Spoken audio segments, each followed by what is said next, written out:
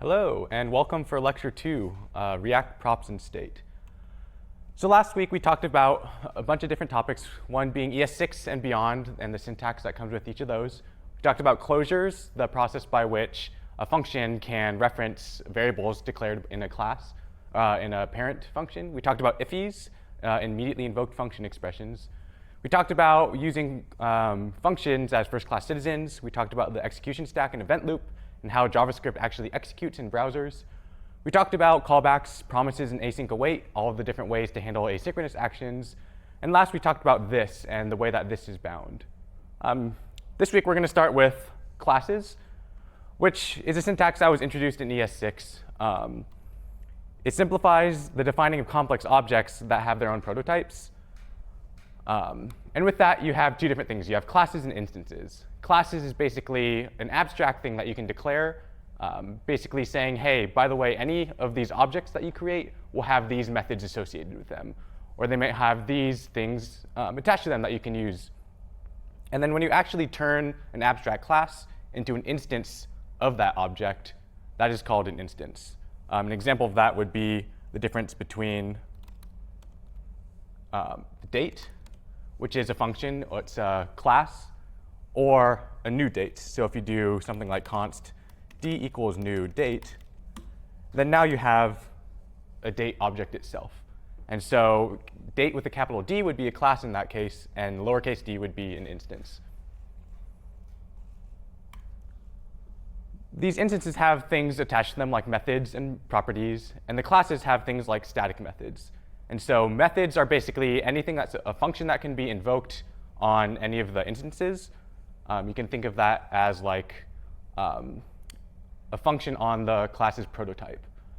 A static method, on the other hand, is basically a method that doesn't really care about the particular instance of a class. Instead, it cares about all instances of the class. So something like date.now, where you don't really care about a specific instance of a date if you just want to get the time. Whereas something like turning a date to a string, in this class d.toString, in that case, you do care about the particular date object that you're working on. And so when you do capital date.now, that's considered a static method since it's attached to the class. And if you do something like date lowercase d.toString, that really matters which instance you're attached to, and therefore that's a method. Lastly, we have properties, which are like methods, but rather than being functions, they're actually just values. And they are associated with a particular instance of a class. And so with classes come a few different keywords. We have new, which you saw me type over here, which is basically saying, hey, give me an instance of this particular class. You invoke the class like an object in case you want to pass anything into it. And so say we want to do new const d2 equals new date, and we actually want to pass in some number. That gives us a new date from a very long time ago. So d.toString, that's d2.toString. Since we passed in the number 1234, that's basically saying, give me a date that's 1,234 milliseconds after date 0, which is back in 1969.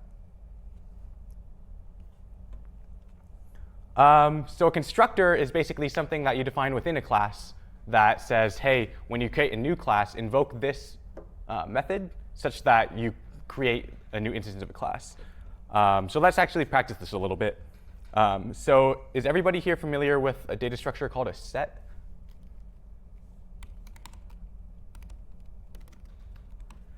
So basically what a set is it's a list data structure that supports things like add, delete, and inclusion, where you cannot have multiple things of the same value. Or in other words, it's a list of unique values. And the methods that it should support are add, which is basically add to this list, delete, which is basically get rid of something from this, or inclusion, which is saying, hey, does this list have a particular value? And it should also have the ability to get its size. And so down at the bottom of the file, I defined a few tests that we're going to run after we implement this, such as line 7 here we have const s gets a new set with an array from 1 to 5. which is basically saying, give me a new set with 5 values, 1, 2, 3, 4, and 5. We're going to try to do s.add1, and so we're going to try to add 1 3 times to this set. And when we do s.size, we want it actually to only have 5 members, because you shouldn't be able to add 1 multiple times. Down here, we do s.add6, and then we try s.has6, and it should contain the number 6. That bang should not be there. We try to see the size of it, and it should have added another member. And then down here, we try to delete that and do a couple associated checks with that. And so how are we going to go about implementing this class? So as per the slide over here, we use a method called constructor in order to go ahead and construct an instance of this class. And so within the class, we should have a method called constructor, which takes a single argument. It should take an array or some sort of list to be created with. And what are we going to do? Well, we should attach to the instance the array. And that's basically saying, when I'm constructed, I expect to have one argument, which is just an array. And the only thing I'm going to do when creating this set object is just store a reference to that array by doing this dot array equals array. And so in this case, the this keyword is referring to the instance of that object. Cool, so let's try adding a couple different methods to this. So we should be able to support add, which should take a value.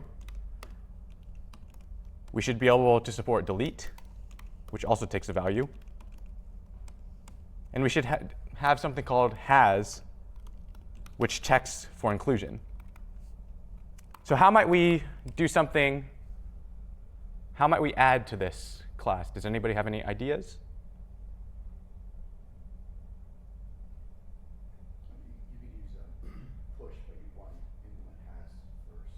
Exactly. So we should use something like push to add to the array. But before we do that, we should make sure that number does not already exist. And so maybe we should implement the has method first, which is a great idea. Let's go ahead and do that. So how might we do has? Well, it turns out on the array prototype, we already have something called includes, which tells us if an array includes a value. So we can just do that. We can do return this.array.includes val. And so now that we have that, how might we take care of add? We should say, oh, well, if this does not have the value already, add to it.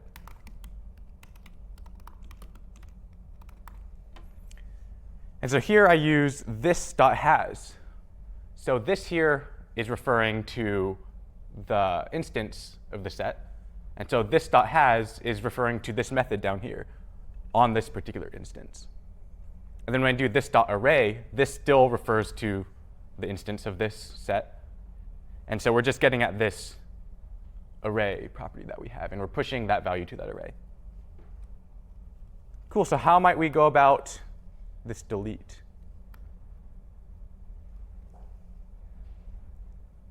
Check this, it has the value.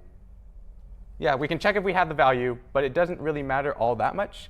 A quick and easy way would just be doing this.array equals this.array.filter, and then we can just filter by the values. So we could say, oh, we want, for every x in here, we want the x's that don't equal this value.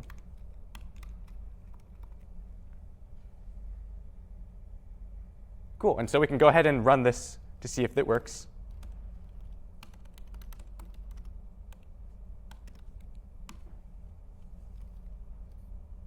Oops.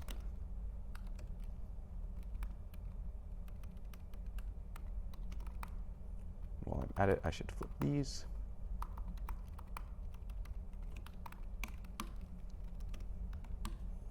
And we go ahead. S should have 5 members and actually has, ooh, we forgot to implement size, actually. And so we took care of all of the methods, but we didn't include the size. And so we should be able to return the size of this set. How might we do that? Well, this is interesting. So we should be able to get at this value by doing the instance.size. And JavaScript actually has a convenient way. We can do get size, which is saying if when somebody tries to get at the value or the property .size, actually run this function. So this is just syntax for that shortcut. So how might we implement size? Yeah. Yeah, just return this.array.length. So now we can run this, and we see S should have 5 members and actually has 5, so that's good. S should contain 5, that's true, that works. S should contain 6, it's true. S should have 6 members and actually has 6, so we're good still. S should no longer contain 6, that also returns true. And lastly, S should have 5 members and actually does indeed have 5. So does anybody have any questions with our implementation of set as a class? Great, so it turns out JavaScript actually already has a set class. And it works exactly as we implemented. But say we actually wanted to use the native implementation of set and actually add some stuff to it. So that's where we use these other keywords called extends and super. So extends is the JavaScript way of saying, hey, I want to start with a base class and actually add to it, extend this class. And super, as we'll see in a second, is when we're writing that class, we can refer to the original class using this keyword. And so in this example called mySet, we're going ahead and extending that set with a bunch of different things. And so here you see constructor, which still takes an array. And the first thing that we do is we invoke super on that array. So this is basically saying, hey, we're extending a set. So when you do the constructor, the first thing you should do is actually run the original set's constructor. And then let's also keep track of this.original array is the array that's passed in. And so we'll use that later to use this thing called reset. And so say we wanted to, every single time we added a value to this set, we also wanted to log, hey, we added a value to the set. So we can just start writing this method called add. It takes a value just like in the other example. But instead of implementing add ourselves, we're just going to use the native implementation of add. And so that's where we use super.add. So super, again, refers to the class that we're extending. And so when we invoke super.add, it goes ahead and does that using the native implementation. And then since we're going to extend it with some additional logging, we're just going to log, hey, we added this val to the set. And if you're not familiar with this, if you use the backticks, you can go ahead and add variables inline in the string, and it'll go ahead and substitute those in. And so you see we added a couple of other methods here. We have toArray, which is basically saying, hey, I actually want the array, not the set. And so we can just return array.from this. We're passing in the entire instance. And lastly, we have a reset, which is saying, hey, I want the original set that I had, or at least a new set with equivalent value. So you can return a new mySet. So notice we're referencing mySet inside that class. We want a new one, and we're going to pass in as the array here, the original array. So this is an example of us extending a class that already exists.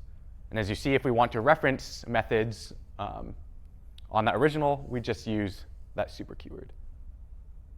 So any questions on sets, how we define them, or sorry, classes and how we define them, how we extend them? So why might this be useful? So as you guys are doing on your project, you're keeping track of these things called to-dos. What if we actually had a class for to-do? And when you invoke this constructor on some configuration object, what if it pulls out the text and whether it's checked or not and stores it as part of a class instance? And say we want to render it to the page, what if we could just return some HTML like this?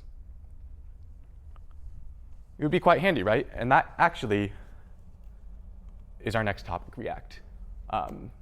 So React is a JavaScript library, and it allows us to write declarative views that will react to changes in data automatically. It allows us to abstract complex problems into smaller components, and it allows us to write simple code that's still performant. And so I use this word in the first bullet, declarative. So what the heck does that mean? So in CS50, we learned a paradigm of coding called imperative. And today we're going to talk about declarative coding. So the difference in imperative and declarative is like asking the difference between how you do something and actually what you want out of it. So imperative programming outlines a series of steps to get to what you want, whereas declarative, you just kind of say what you want. And it's kind of just an implementation detail on how to get it. And so we've learned a few different languages through CS50 in this course. A couple that come to mind are HTML and JavaScript. So in HTML, do we tell the browser exactly how we want to render all of these things? Do we tell it exactly how we want the DOM to be constructed? No, we kind of just tell it what we want. And so HTML is considered a declarative language because you just say, hey, I want this, and browsers are in charge of just giving you what you want. Whereas with JavaScript, as you'll see in your first project, when you want to do anything to the DOM with JavaScript, you tell it, oh, first get me a new element, call it a div, then do this. Then maybe append it to the tree. Then maybe add a class to it. Maybe give it some inner HTML. And so you're telling it exactly what you want and how to do it. And so that is the more imperative way of programming. So let's take this into an example. Say we had a classical guitar here, and say we wanted to actually create this guitar. So in an imperative way, how would you describe that? Well, you'd say, oh, I need a head over here. I need to add some pegs to it. Maybe I want the neck. Maybe add some frets to that. Oh, I need to create the body and attach them all, and then maybe return that. And what would be a more declarative way of creating the guitar? You just say, I want a guitar. Maybe tune the strings to this. And so an example in pseudocode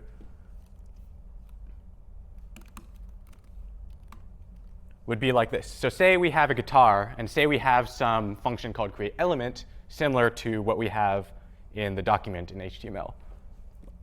And say we know exactly what strings we want. How might we go about creating this guitar? Well, first we might want to do something like, let's create a head.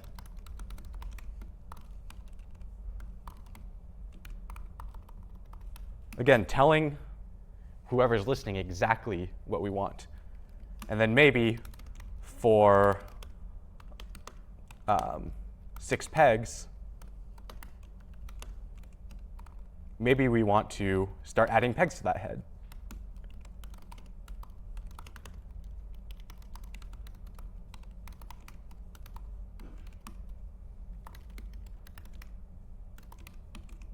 And so now we, in a very terse manner, have a head with 6 pegs.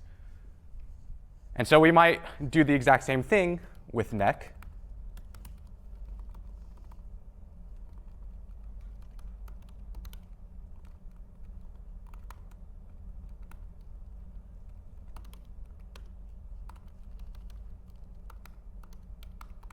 And maybe we want to add something like 19 frets.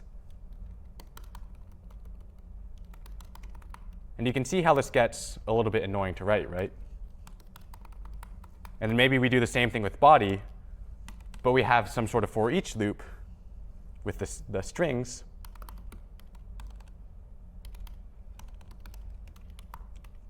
And we pass in the tone that we want. And then we go ahead and create a string and tune it to that tone.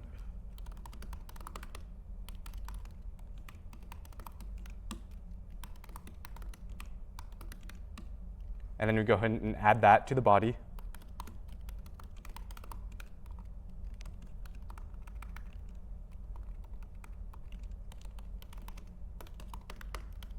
And you see how this gets very step by step, exactly what we want to do to create a guitar. And this is exactly what we've been doing thus far for writing to the DOM. And so how might we do this in a more declarative manner? Well, we would just say, give me a guitar. Give me a string. Maybe I want it to be tuned to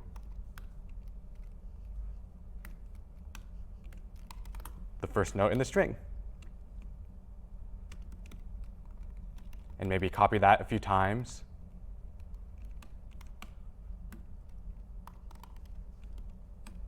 And there we go. A better way to do this would be, rather than hard coding these, maybe we just do strings.map, and for each note,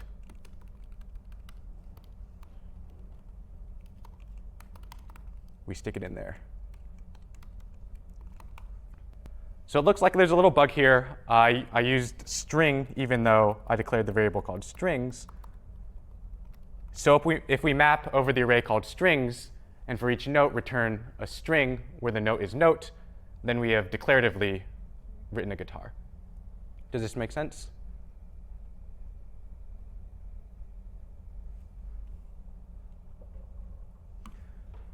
So a great thing about React is that the way that you code is in a very, very declarative manner.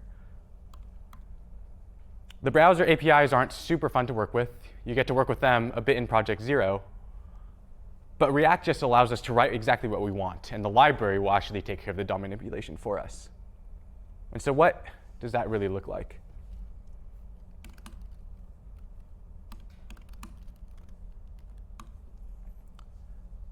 So say we wanted to create a slide here.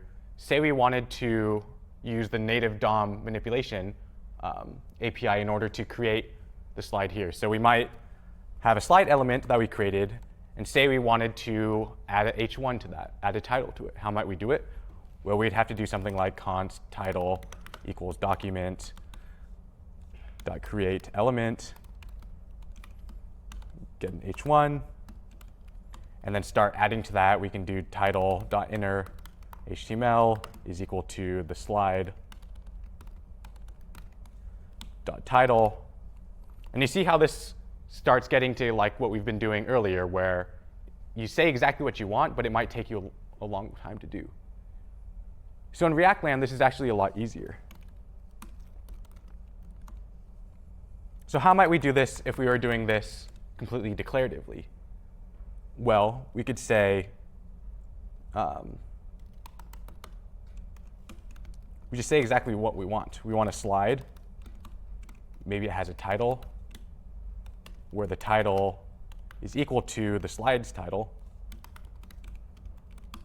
Maybe we have some bullets, where we can just map through the bullets that we have up there. We can do slide.bullets.map. We can say for every bullet, just give me a list item.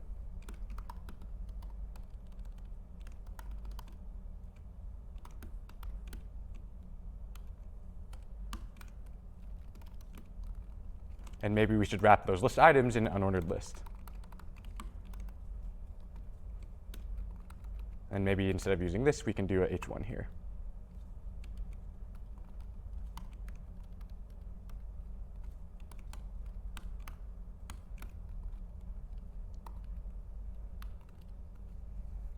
So see how this is a lot more declarative?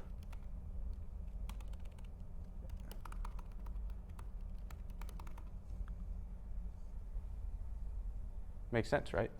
It just makes sense. It's easier to read, and it's easier to maintain. So another great thing about React is it's very easily componentized. What do I mean by componentized? Well, it's a process by which you break a very complex problem into a bunch of different discrete components. You can reuse these components, which is great for consistency. So say you had a bunch of slides and you wanted to just change how every title looked. Well, if you did this using native DOM manipulation, that might be a bunch of different lines of code that you have to change. But if you did this using React components, it might just be one line that you have to change, and then it's applied to every single slide that you have. It's also great for iteration speed, because then you can just reuse the components over and over rather than having to cut and paste code all over the place. Another great thing about these components is that React's declarative nature makes it very easy to customize components. So say we had the last 3 slides and wanted to write them in HTML. It might look like something like this, where you have a div which represents a slide, where the title is React. You notice these are the same 3 bullets as previously. We have the declarative slide where we have the same bullets as previously. And say we wanted to change this. Say we wanted to make all of the titles have a slightly different style. Well, how might we do that? Well, we'd have to edit this line. We'd have to go edit this line. Maybe down there there's another title that we have to change.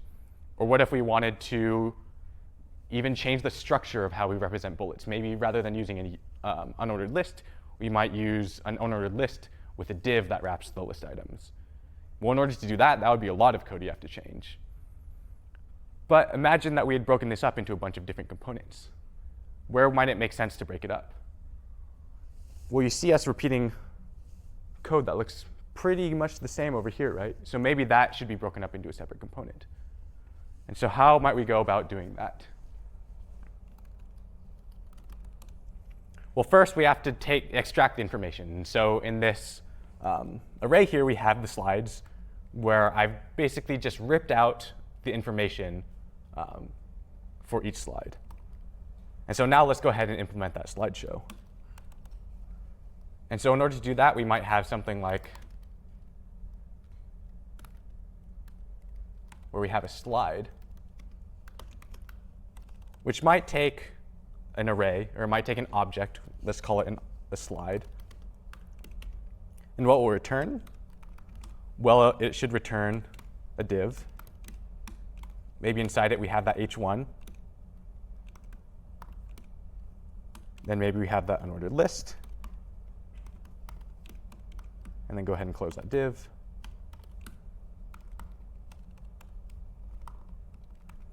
So what goes in the h1 here?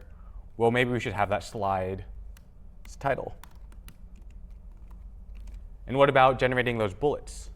Well, like we did in the previous example, we might want to do the slide.bullets and map over those to create those list items. So for each bullet, let's go ahead and create a list item where we have that bullet.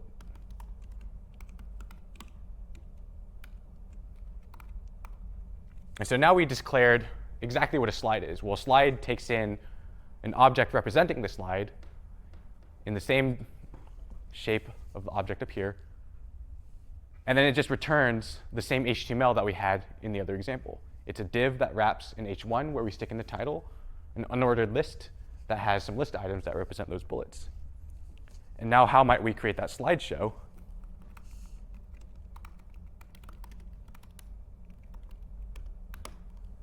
Well, maybe we just do for each in the slides.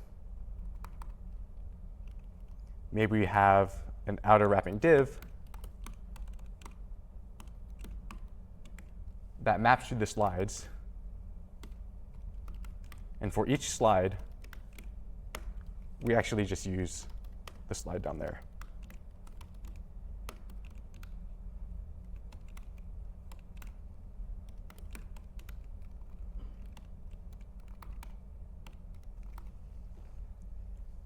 So now we're going to go ahead and use React and generate basically the same HTML as we had in the previous one.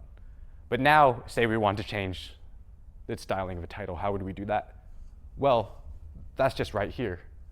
What about if we want to change the structure of how we created those bullets? In the previous example, if we wanted to wrap the list items in a div, it would be many, many lines of code. But here it's just you stick a div here. Because this is basically an abstract component that says, if we want to create a slide, here's exactly how we do it. Just make sure to pass me a slide of the correct shape.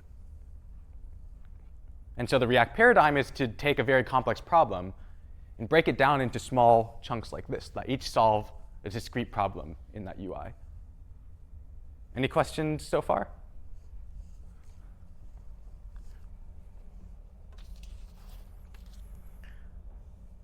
Cool. So another great thing is that React is very performant. We just write what we want, and React will do the hard work of playing with the DOM or changing things so that what we have written matches with what we have showing on the page. And so the way it does this is through an algorithm called reconciliation. And this is the process by which React syncs any changes in app state to the DOM. So what's great about React is that it actually maintains what's called a virtual DOM.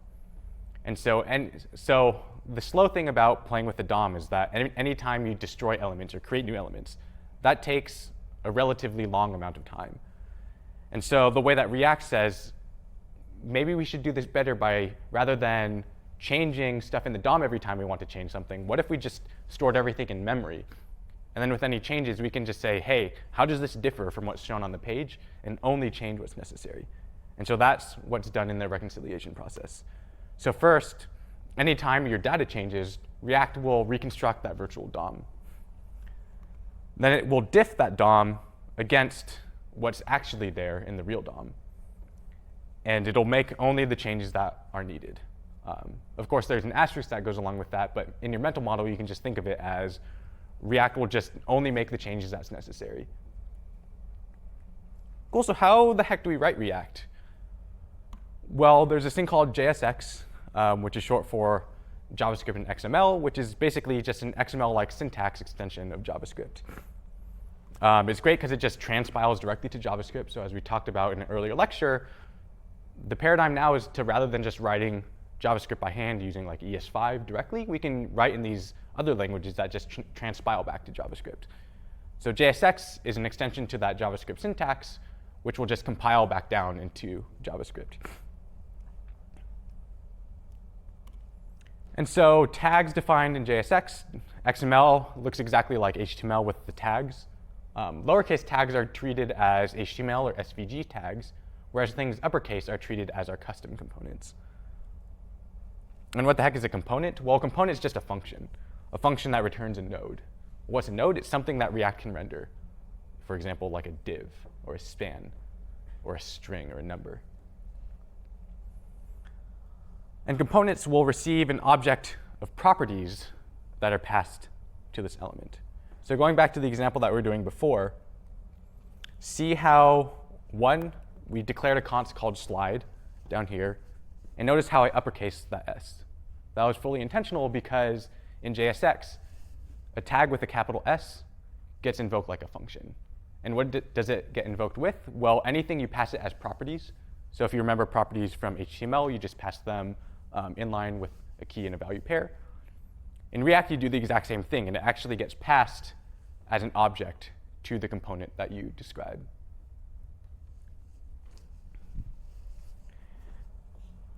And so now to talk about props. Well, props are just passed as an object to a component and used to compute the return node. So basically, the object that we were just referring to, in this example, we called it a slide. But in React convention, we always call that props, short for properties, like those HTML properties. And any changes to these props will cause a recomputation of that return node, or in React vocab, a re-render.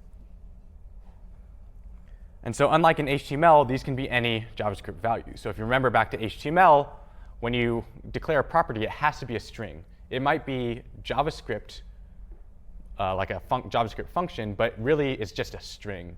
And so you can't pass any complex objects or like a date object, classes, instances, stuff like that.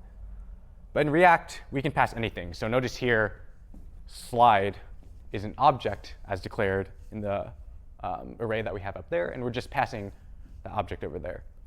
And the way that we pass values in JavaScript is we wrap them in single curlies, which means, hey, execute this as JavaScript. Does that make sense? So let's actually use a live example of this.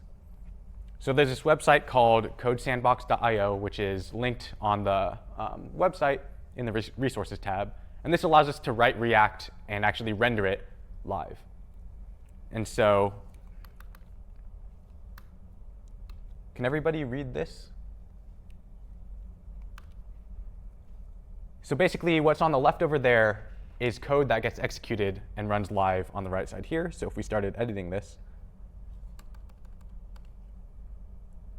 you see it applied directly on the right side there. And so you see we have a const called app, which doesn't care about any arguments it receives and just renders the static HTML here. So what if we actually wanted to pass it a prop? So say we passed it something like a count. and passed it the number 1. Again, we use curly braces there to represent this is JavaScript coming, and the JavaScript is just the number 1. So how might we go ahead and render that in the app? Well, first, we need to actually pay attention to the object that we receive here. And second, we can just do it directly in line. And so we use those curly braces to represent, hey, here comes some JavaScript, and we can just use props.count. And now we'll go ahead and grab the prop with a key called count. And so I mentioned that as props change, React gets re-rendered. So how might we do that? Well, we can just wrap this in a set timeout, or set interval, rather. And every 1,000 milliseconds, or 1,000 milliseconds, let's go ahead and pass it not just 1, but the count ++, where count starts at 0, and every time this is invoked, it increments. And so down here, we're saying set an interval, which means run some function every n seconds. We set n to equal 1,000 milliseconds, or 1 second there. And every time, we want to render this function called app with a count of 1 more than it was last time. And so we start at 0, and every second you see we pass a new prop, count, incremented. And even though we're not really doing anything actively in the app here, we wrote this in a very declarative nature, right? We said, for any props that you give me, just render a div with an h2, where the h2 is the value of the props. See here, that's very declarative. We don't say, oh, first you have to grab the count, then check to see if it's different than the last one, and then append this to the DOM. We just say, hey, this is what we want, and React will give it to us. Any questions on React or props thus far? Yeah? Sorry, could you just quickly go over the arrow notation that you're using? Yes, of course. So set interval requires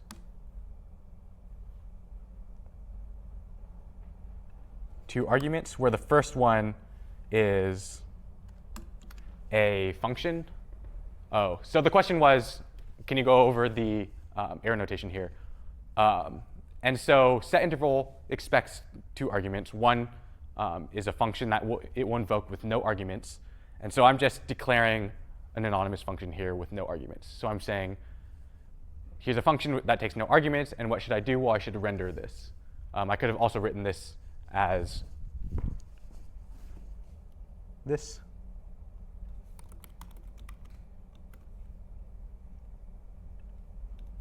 And would have functionally been the exact same.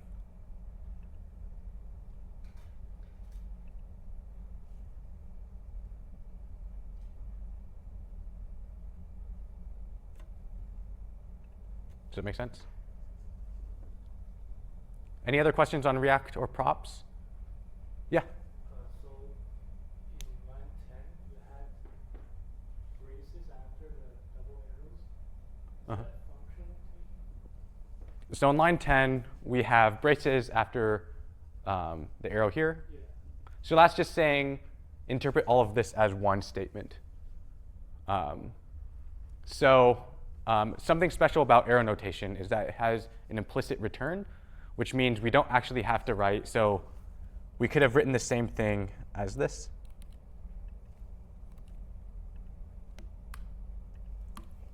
As a function that takes props. And what does it do? It returns this.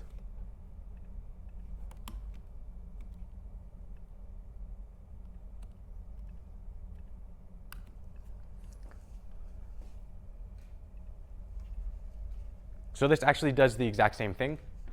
So we're saying app2 is a function that takes a single argument called props. And what we do is we return this. And so arrow notation shorthand is just you have your arguments, an arrow, and then if you don't have braces, which refer to it like a code block, it just returns whatever's next. And so we're saying return this. What is this? Well, it's this div in h2, but we're going to wrap it in a parentheses so we know that it's just one value. Does that make sense? Yeah, great question.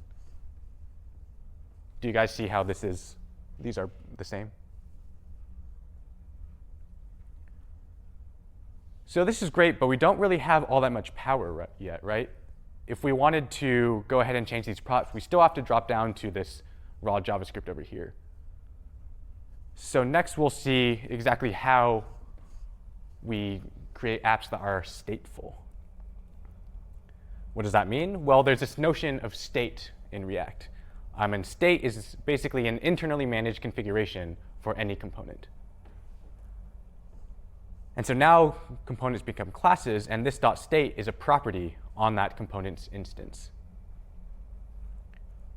So how do we update the state? Well, there's a method called this.setState, which is implemented in this thing called a React.component, which we have to extend in order to have access to that method. And this goes ahead and changes that value. So you can pass an object to be merged or a function of the previous state. And so if we pass this.setState an object, it will go ahead and merge that in with the existing state. But if we pass it in an updater function, it's basically a function that gets run when we want to change the state. And these setState calls are batched and run asynchronously.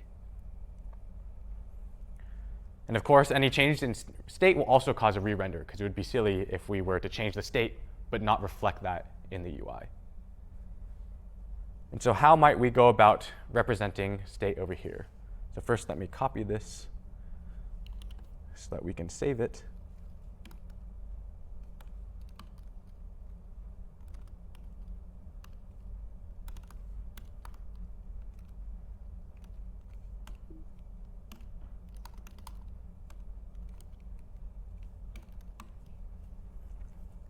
So let's go ahead, and rather than having an app be a function, let's actually have it be a class. So we can do class app. And we want to extend React.component.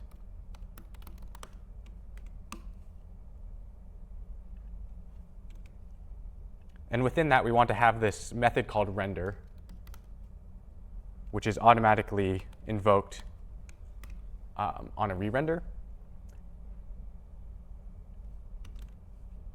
Within render, we want to return this.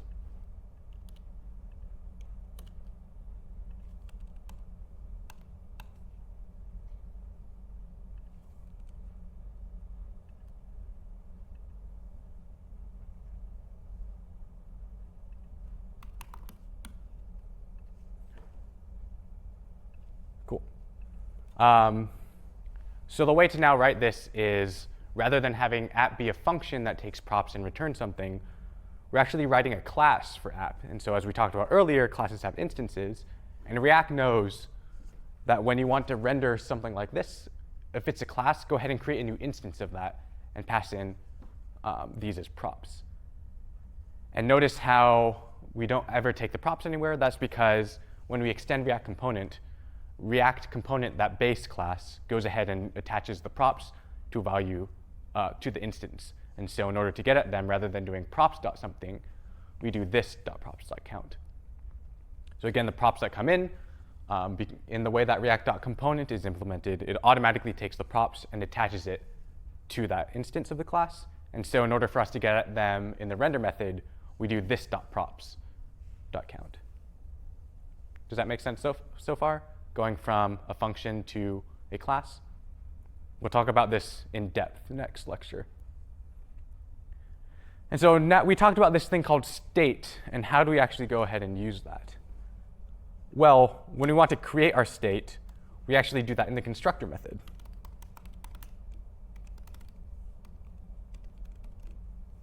And so the first thing that we want to do in our constructor method is actually call super, which means allow React.component to do stuff with the props that it would have done with otherwise, and now go ahead and do what we want to do. What do we want to do? Well, we want to initialize this thing called state.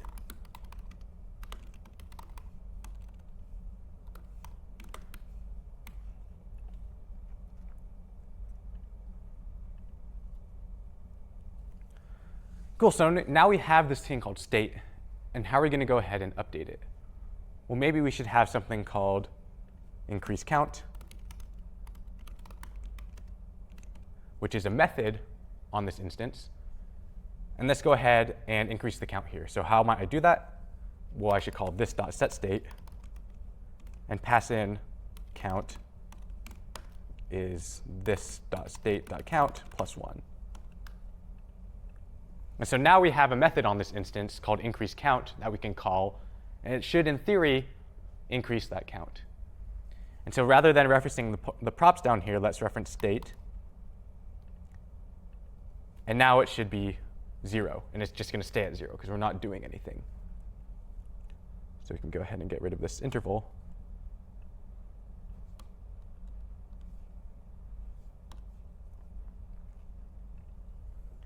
And so how are we going to change that value of 0 to be something like 1? Well, we have to invoke that method. And so let's go ahead and do that when we click a button. So let's have something like a div here. And within that div, let's create a button.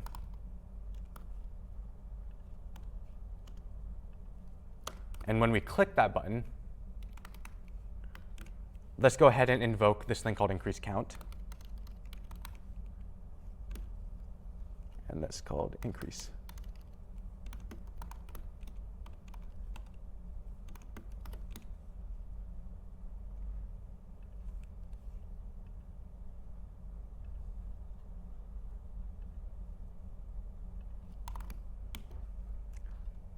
So now, if we click this button, what do we expect to happen?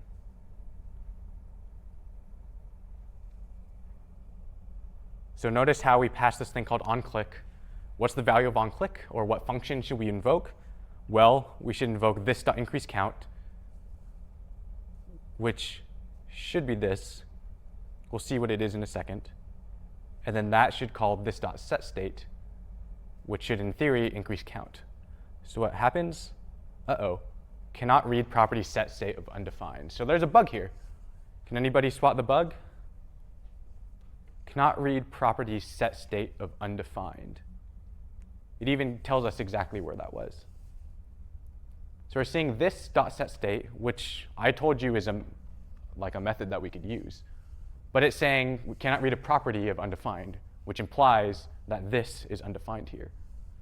Yeah, what do you think's going on here? You have to bind the function to this. Yeah, so we have to bind that function to this. So we talked about this and binding this towards the end of last lecture, and we talked about how this is bound on whatever object it's invoked on. And so right now, this isn't invoked on the class, right? It's invoked when you click that button. And so we're going to have to bind this to the value that we want it to be. And so towards the end of the lecture, we talked about different ways to bind this. Can anybody remember those?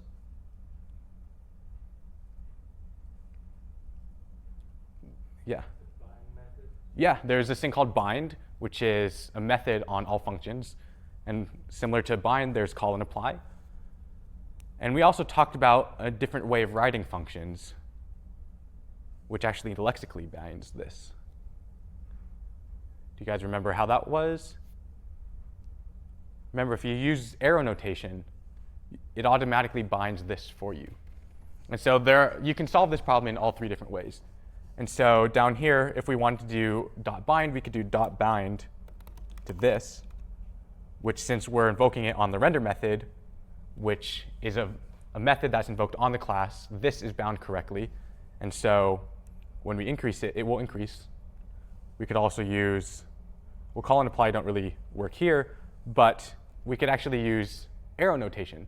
So we can say, let's have an arrow notation down here.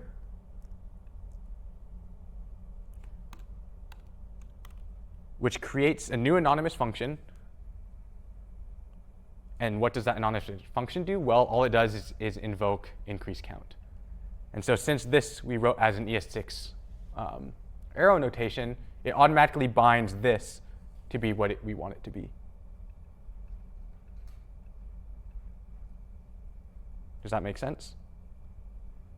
There are a couple other places that you could do this. You could also do it in the constructor method. You could do this dot increase count equals this dot increase count dot bind this. Or lastly, you could also, and then down here you just have to do this dot increase count. Or alternatively, you could actually just define this in the constructor.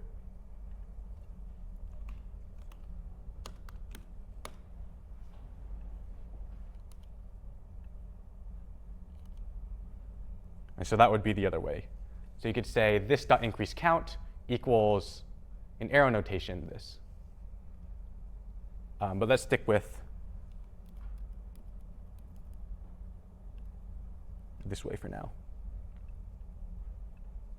Cool, so now we have a button that works that increases as we expected. So what if instead of increasing it by 1, we want to increase it by 2? Well, of course, you could just do this. But say we want to do it by setting state twice.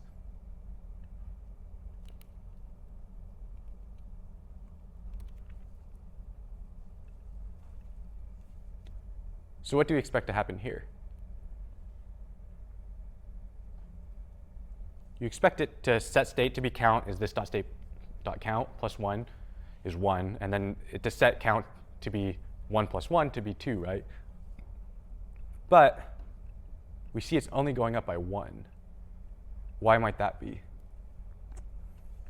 Well, set state calls are actually batched and run asynchronously, which means React is smart enough to know that if this dot set state is getting called a bunch of times in a row, rather than immediately doing that, maybe it would be better to just batch them and do it all in one go. And like I said, if you pass an object to this dot set state, it'll just merge it into the new state. And so what is actually happening when we call this dot set state twice in a row? Well, they get batched together, and so it says, okay, now we know we need to call this dot, or merge into the old state these two objects. And so it's basically saying merge the current state, in this case it's count is 0.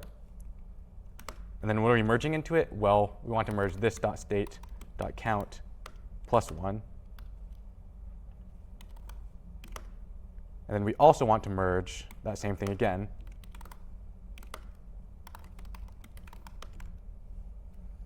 And so what happens when we merge these three things together? Well, these two get merged together, and it actually turns into this.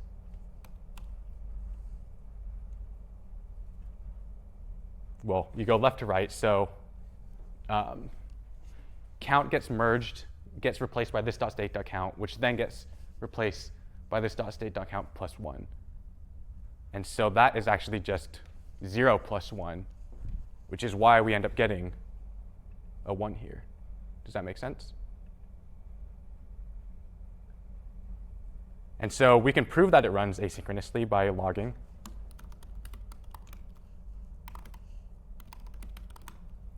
So what do we expect this dot state dot count to be at line 21?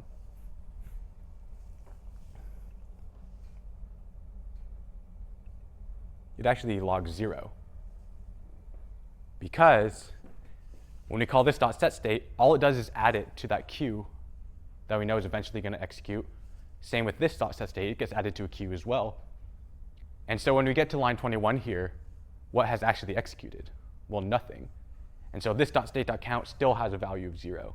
And then only after that do those batch set states run. So what if we actually did care about the previous state, the previous count before? Say we want to add 1 to the previous count, but we actually really wanted that state to exist beforehand. Well, we can pass it what's called an updater function. And that's a function that takes the previous state and returns some new state. In this case, we want it to be the previous state dot count plus 1.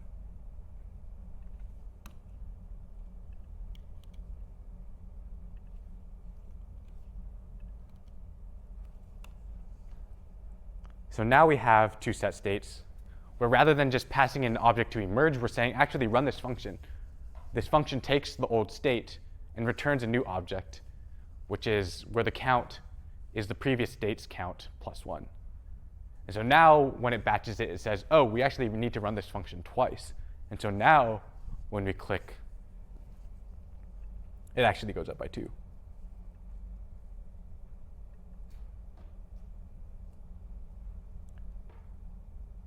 So any questions on React, props, or state thus far? Cool, let's go ahead and take a quick break, and then when we come back, we can play with React a little bit more.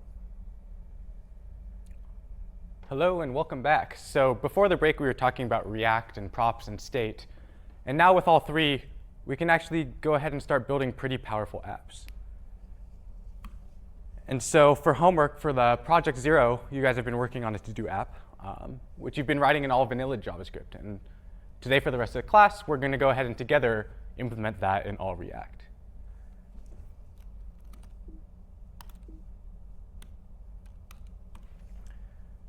So what are some strategies you may go around doing your thing in vanilla JavaScript?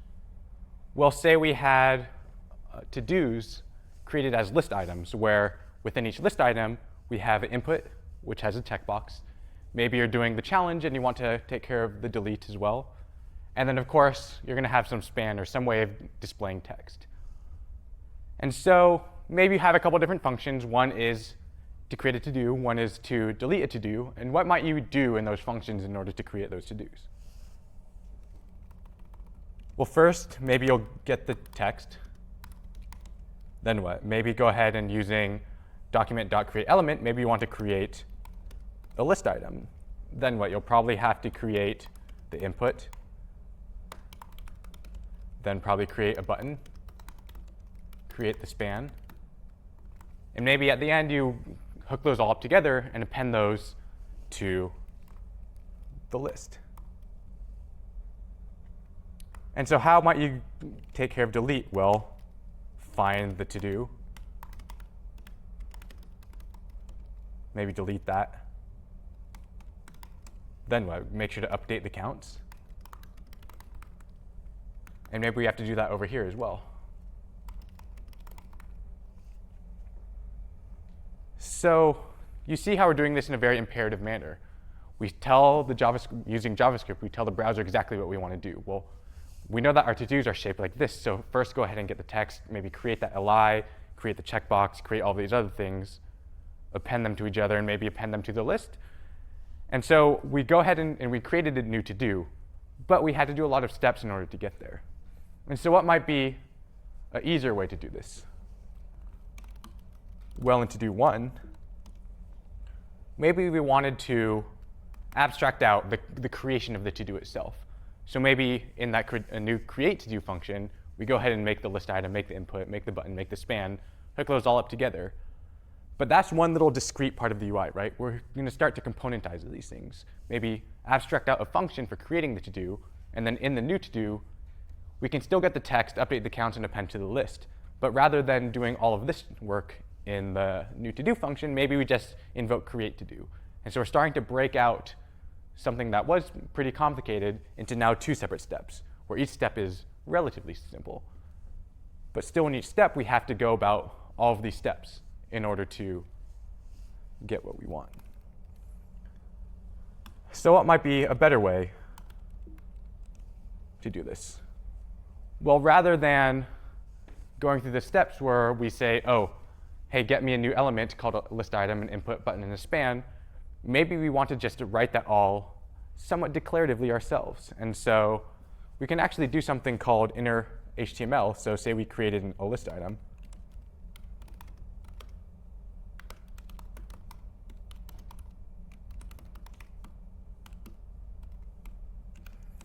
Maybe we want to take advantage of JavaScript's ability to do inline string concatenation in order to create some HTML directly here. So we could do something like li.innerHTML. And we can start actually putting this directly in here.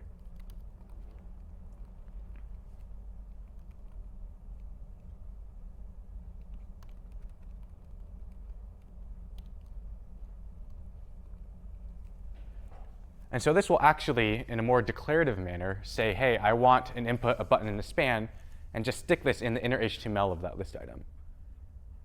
And so it's starting to look somewhat like something we've seen before, right? It's starting to represent more of a React component. Do you guys see how that is starting to look a lot like what we were doing before using React components? But let's stick with vanilla JavaScript still and take this a step further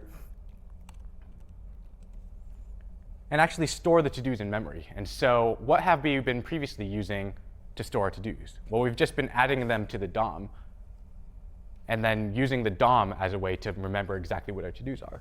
But what if we actually wanted to, rather than storing it on the DOM, actually store that in JavaScript, in some sort of data structure in our JavaScript in memory? Well, that might be easier to do stuff like delete on, but how are we going to get that to the DOM? Well, we're going to actually have to write a method ourselves. And so maybe we have to-dos stored in memory as an array. Maybe we have something called render to-do, which will actually render a single to-do. And by render, I mean turn that to-do, an object in memory, into like actual HTML, something that the browser can display. And so that takes care of rendering a single to-do, but how are we going to render that entire to-do list? Well, maybe we want to clear the list and actually map over the to-dos. So we do to-dos.map. What are we mapping? Well, let's actually render each of those to-dos. And for each of the to-dos that we rendered, go ahead and append that to the list. And so now we went from storing to-dos in memory, creating this concept of rendering, where we turn a single JavaScript object into an actual thing that the browser can display. And then we have this concept called render, which actually renders all of our to-dos. And so we go from what used to be a very imperative way of writing JavaScript and going from having a single to-do to appending that to the DOM, to now we're more a declarative way. We're declaring that a bunch of to-dos may exist. We're declaring that, hey, here's a way to render a single to-do. And we're writing a way to turn that list into a full rendered page.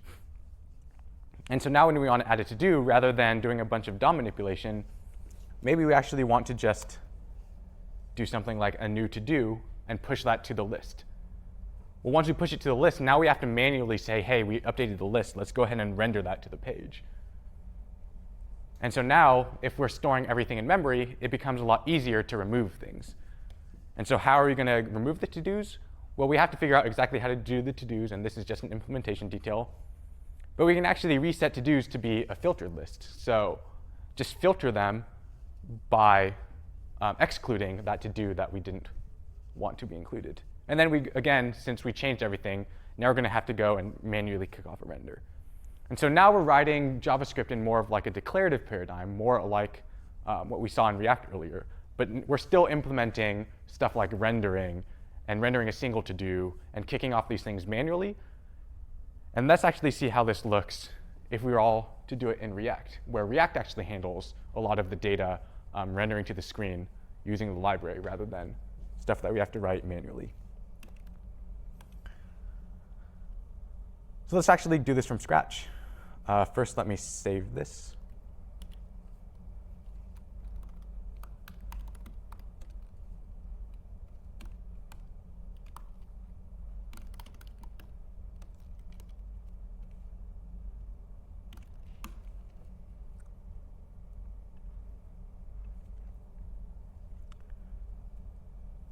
So let's go ahead and actually, from scratch, implement our to-do list all in React. So of course we're going to have to store stuff in state. So rather than having app be a function, what might we want to do instead? Have it be a class.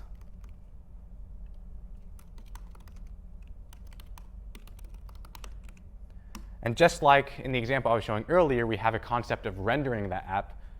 React components actually do this automatically for you in this render method.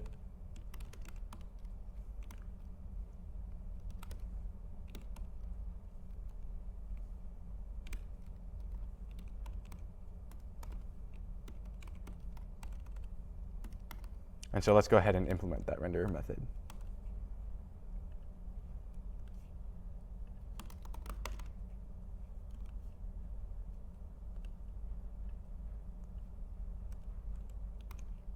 And so returning this.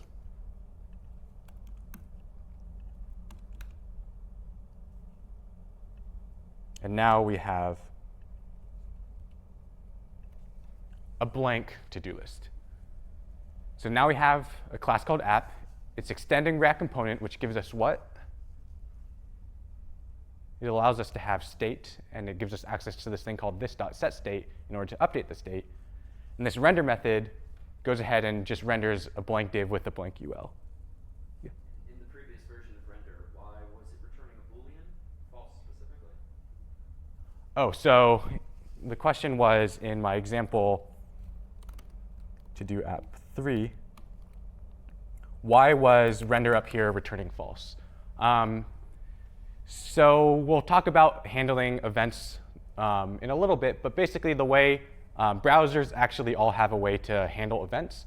And so if you do something like click a submit button, it will automatically go ahead and submit a form for you and refresh the page. And so a lot of times when we actually want to handle that all in JavaScript, we have to have a way to disable the automatic page refresh. And so there are a couple different ways to do that. You can do something like event.stop-propagation or I forget the exact method name, but it's something like stop this event from happening, prevent default, event.prevent default. And a shorthand for doing both of those is just returning false out of whatever handler they do.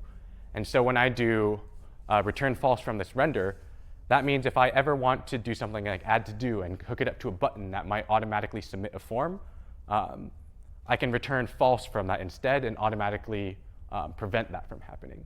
And so this is just some shorthand for rather than having submit buttons automatically refresh a page, it just blocks that and lets me handle it all in JavaScript.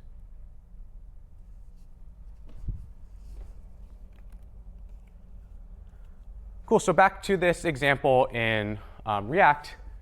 So we're up to this point where we have a class called app. Right now we have no state associated with it, and all we're doing is rendering this empty list. And so how might we go about implementing these features that we have in our to-do project? Well, first we're going to want to start tracking something in our state, right? Maybe we want to track the app, the to-dos. And so how do we go ahead and create something called state?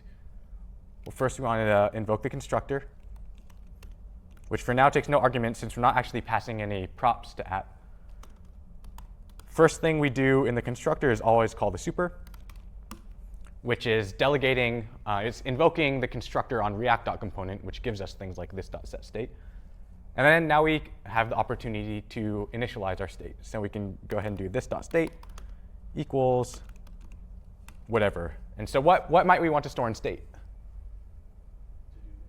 Yeah, the to-do list. Is there anything else that we should store? Nothing I can think of off the top of my head. But thankfully, if we want to add something later, it's very easy to do. And so let's just do to-dos, and let's store this all in an empty list. Cool, so now we have this concept of state. We now have this concept of to-dos, which is stored in our state, but we're not doing anything with it. And so let's actually render those to-dos to the screen. So we might want to do it within the unordered list. Let's have something like this.state.todos. And again, we wrap things in single curly braces when we want to execute them as JavaScript. And so we have this.state.todos, which is an empty array. But we can't just take for granted that it's always an empty array. The point of writing declarative code is that we want this to hold true no matter what the state is. And so we just assume that this is full of to-dos. And so we can go ahead and map over that and render each to-do. So for each to-do, let's actually create a to-do.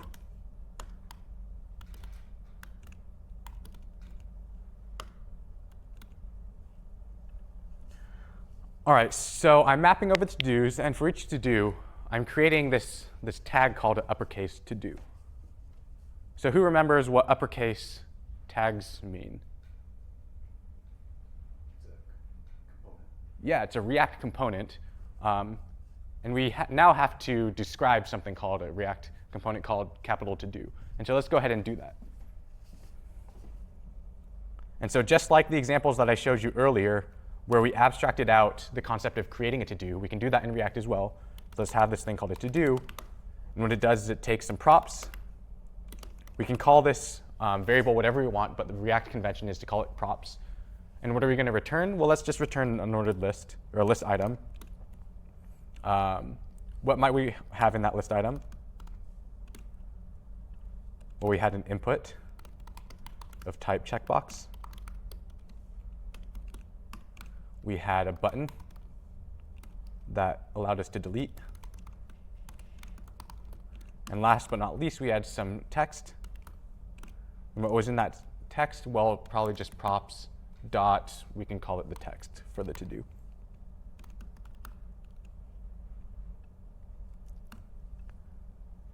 Cool, so now we declaratively just said, hey, every time we want it to do, this is what it looks like. It's a list item, and inside it we have an input. It's going to be a checkbox. We're going to have a button called delete. It doesn't actually do anything for now. And we also have a span. And what's that value of the span? Well, just look at my props and grab the text.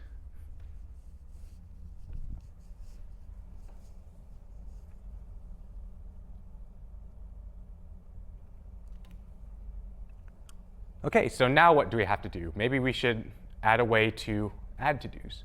So let's create a method called addToDo. And what should we do first? Maybe we should get some text. So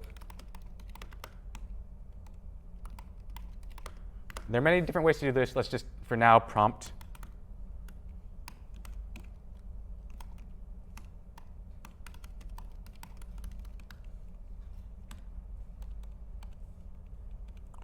And then what do we want to do with that? We have text. What should we actually do with it?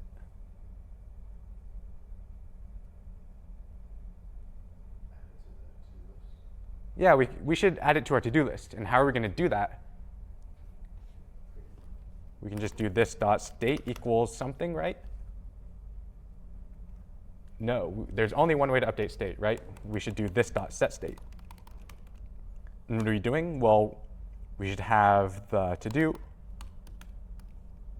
equal this dot state dot to-dos, and then additional thing. And so the way that we've added to an array thus far is by doing this sum array dot push. What that does is it actually mutates the array. And so the way that React knows that it should update is it sees if the values that are passed to it are different. And as we learned a couple lectures ago, all objects are actually stored by reference. And so when we go ahead and mutate an object, the reference doesn't actually change. And so the React paradigm is, rather than mutating these props, we should actually create new ones. And so a quick way to create a new array is by using this dot dot dot notation, which means given an array, if you do dot dot dot array, it just pulls out all of those values of the array. And so when we do something like brackets dot dot dot sum array, it pulls out all of the values of that array and puts it into a new array. And so this is a quick way of cloning an array. And so now the array reference has changed, but the values in there are all the same. And so now we've cloned the array, and now we should add a new to-do. And so we can do, let's call our to-dos objects that have a text field. And that can be the text.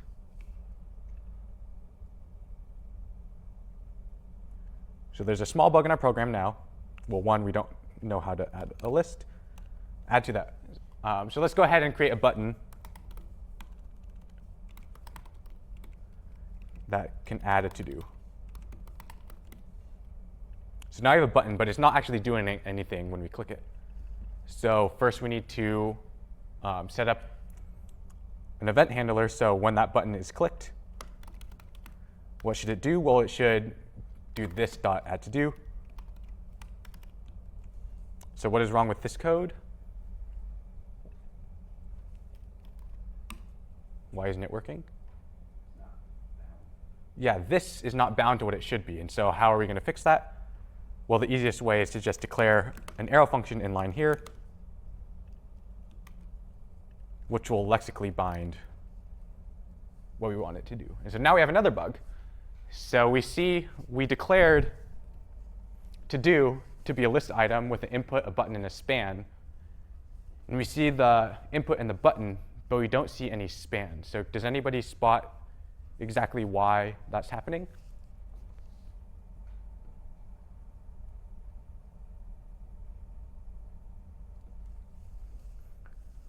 So what text are we populating that span with?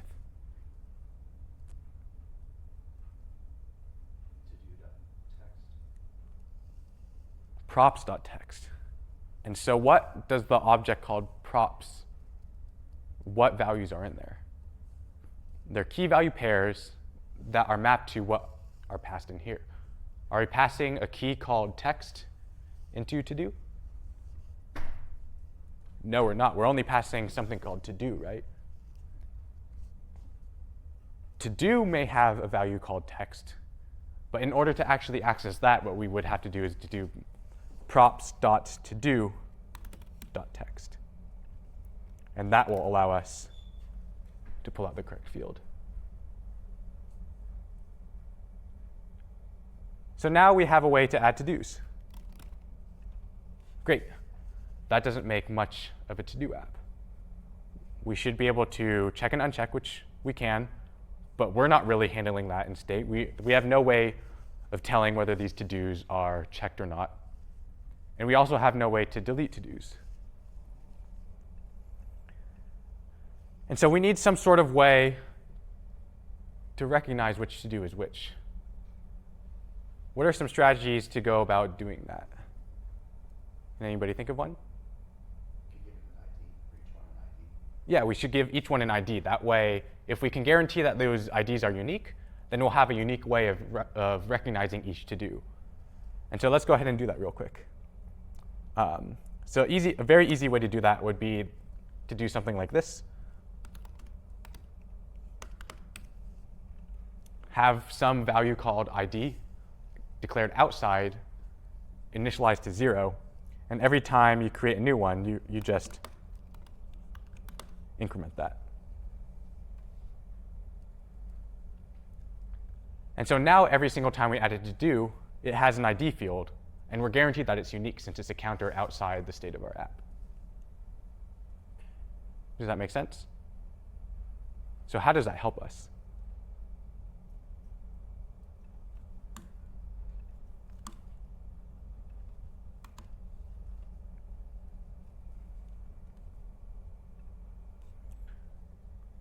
So now we have a way of recognizing which to-do is which. And so say we wanted to get rid of one, it's now pretty easy to do that, right? So if we want to now remove to-do,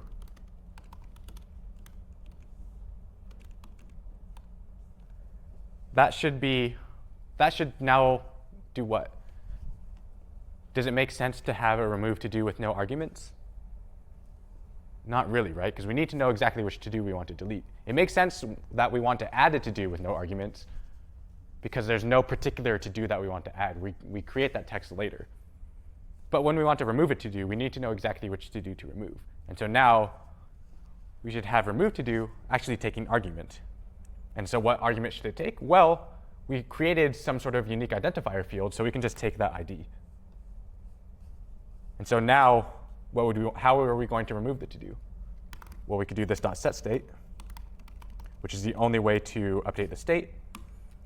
And the to-dos are what? We can take the old state's to-dos and just filter them, where for each to-do, what do we want to keep? Well, as long as the to-do .id is not equal to the ID that we pass in, those are the to-dos that we want to take. Great, but the delete button is not working. Why not? Well, our component called to-do is not doing anything when we click on the button. So how might we handle that? Well, that's where props come in. Since we can pass any JavaScript value as props, what's to stop us from just passing a function down? And so when we map over the to-dos like this, we can actually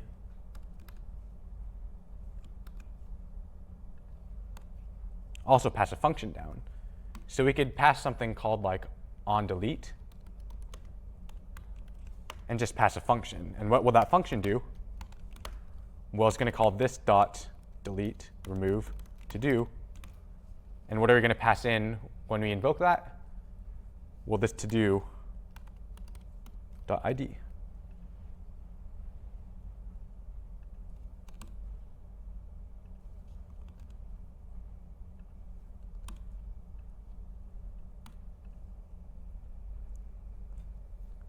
Does that make sense? So we're mapping over to-dos, and for each to-do in that array, we're going to invoke that to-do function, that component. And what are we passing it as props? We're passing it this thing called onDelete, which is a function that invokes remove to-do with that to-do's ID. So for each to-do that we create, we're passing a unique function that removes that particular to-dos from our global state. And of course, we're also passing down the to-do so it knows exactly which text to render. And so how do we get that to fire when we click the delete button?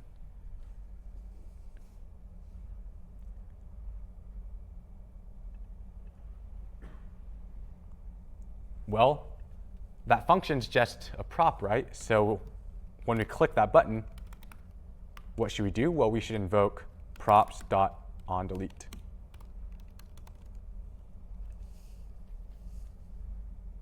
And so now when we add things,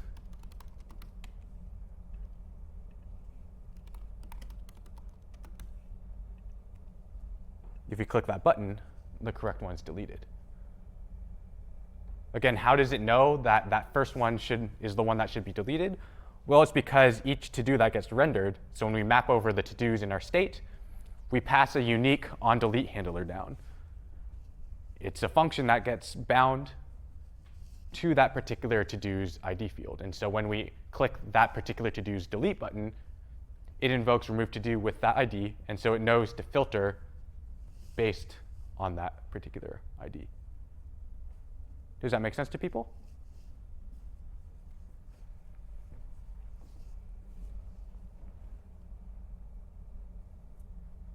Great, so we've handled the two big parts, well, the add and the delete part of the assignment. And so what are we missing? We're missing some way of tracking how many to-dos we have total and how many to-dos that we still have to complete, or in other words, to-dos that are unchecked. And so now we have a choice. How are we going to handle this? Well, if we were back in vanilla JavaScript world, a way to do that would just be to keep track of however many unchecked there are, keep track of however many total there are, and just mess with those values every single time we add, delete, or check or uncheck a to-do. But in React land, that seems a little imperative for a like, and so there might be a more declarative way to do this. But in order to do that, we also need to track every single to-do, whether it's checked or not.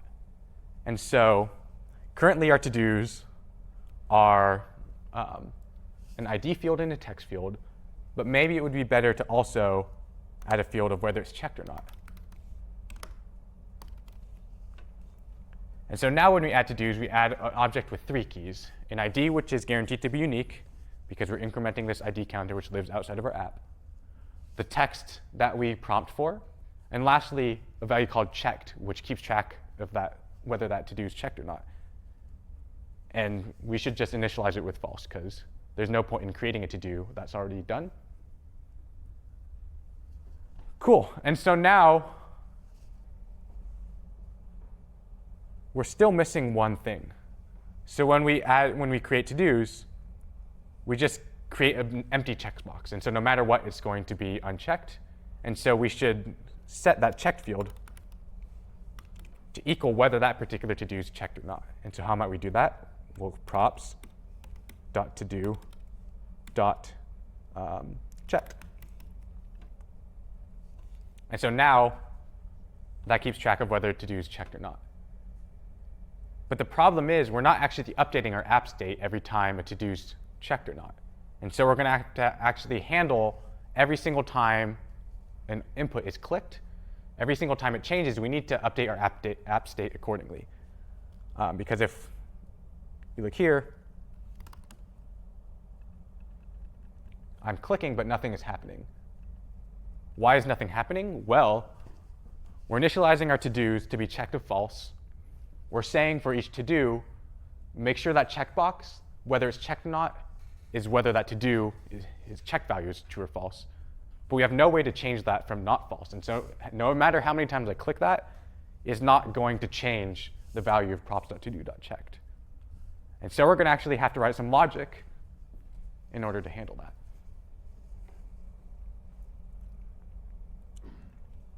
And so now let's create a new method called toggle to do. We're obviously going to need to take an argument here because we need to know which to do to toggle. And so what are we going to do here? So again, we're going to do this dot set state. And we can do to-dos. It's this dot state dot to-dos dot map.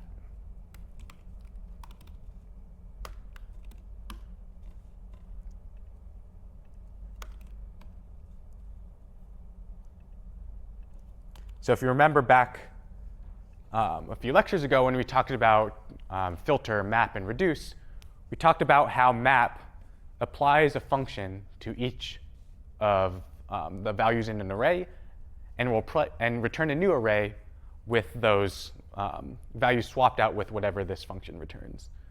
And so how might we use that map function to handle the toggling of a to-do?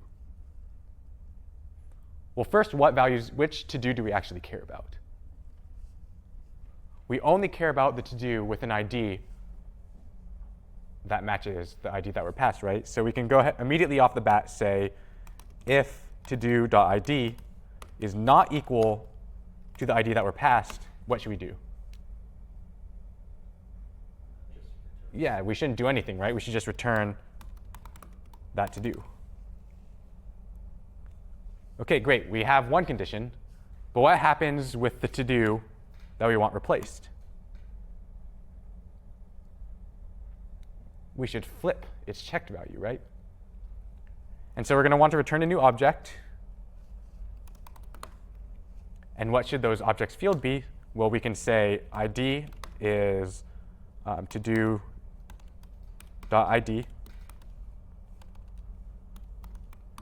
We can do text is to-do.text. And what do we want the change value, the checked value to be? Yeah, the opposite of what it was before.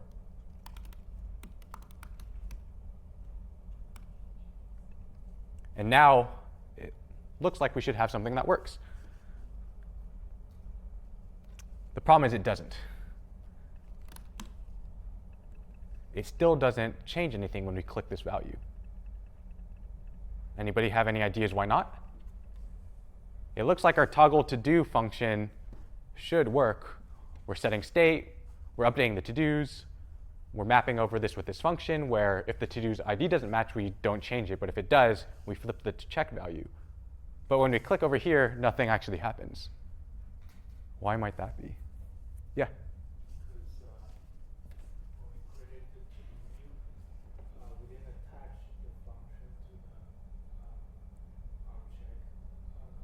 Yeah, exactly. We define this function, but we're not actually calling it anywhere. And so just like we have this onDelete that passes a new onDelete function to every single to-do, we should also have this thing called like onCheck or onToggle that passes a unique function to each to-do that we should invoke when we toggle it. And so let's have an arrow function here so we don't have to worry about the this binding. And when onToggle is invoked, we should do this dot toggle to do with the to-dos.id. And so now since we're passing a new prop here, we should probably invoke that prop at some point. And so where are we going to do it? Well, we can do it in the input. We can do something like onChange equals props dot onToggle. And how do I know that this onChange attribute exists? Well, you can read the docs and it'll be there, or you can wait till next lecture when we talk about event handling in React. And so now we can create a to-do, and when we click it, look at that, it works. Cool, so now we're tracking every single to-do, whether it's checked or not. But that wasn't really the goal, right? The underlying goal was to keep track of how many to-dos there were and how many unchecked to-dos there are.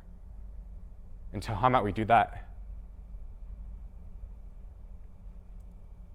Well, first let's create some divs.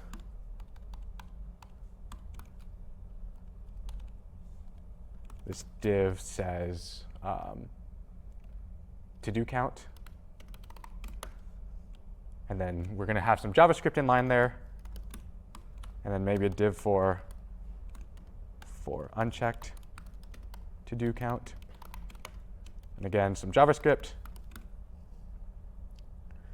Cool, and so what is a quick and easy way to calculate how many to-dos we have?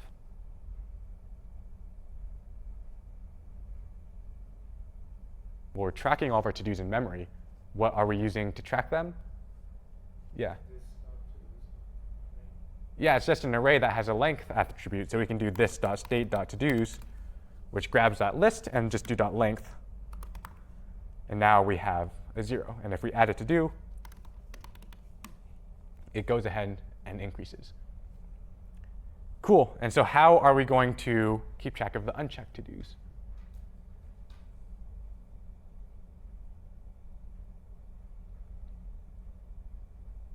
Well, we know we're tracking every single to-do and whether it's checked or not. And so one strategy might be to get all of the to-dos, remove all of the ones that are checked, and then count the number remaining. So what functions might we use to implement that algorithm? Yeah, we can use the filter function. So we can do this.state.todos.filter, and what are you going to filter by? Well, for each to-do, return if it's not checked.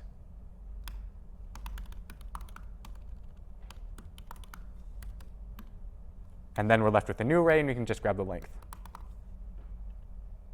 And so if we do a test, now we have it unchecked. What happens when we check it? Well, that's going to get filtered out here. And what's left is an empty list, and we grab the length of that, and we have 0. What happens when we delete it? Well, we don't actually have to update any logic because everything's handled completely declaratively.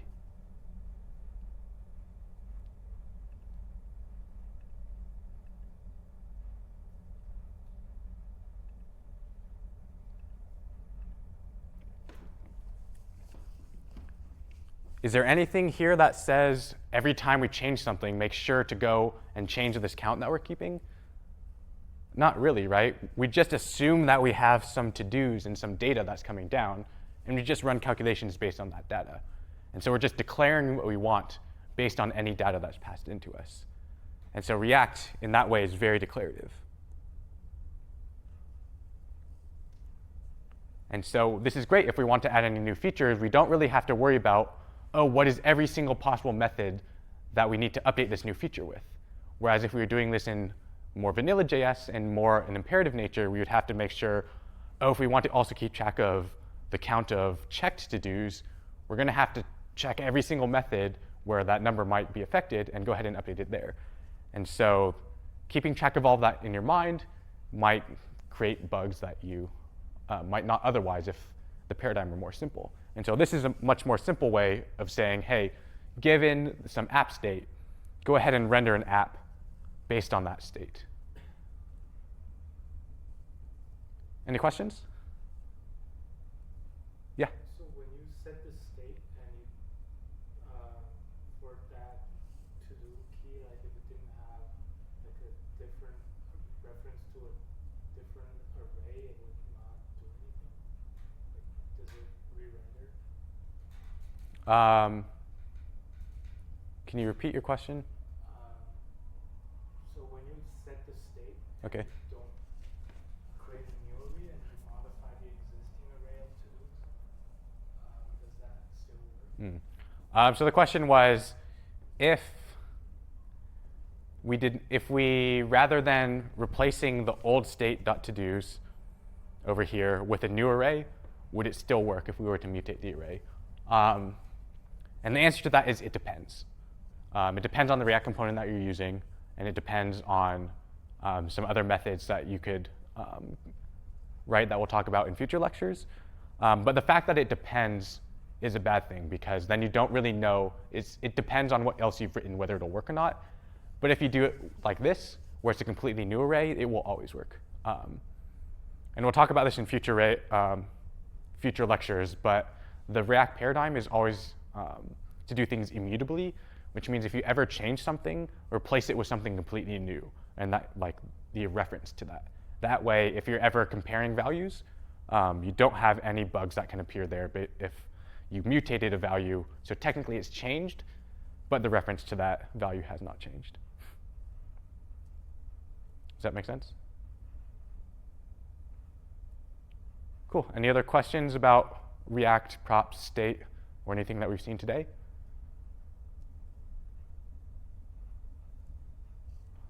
All right. So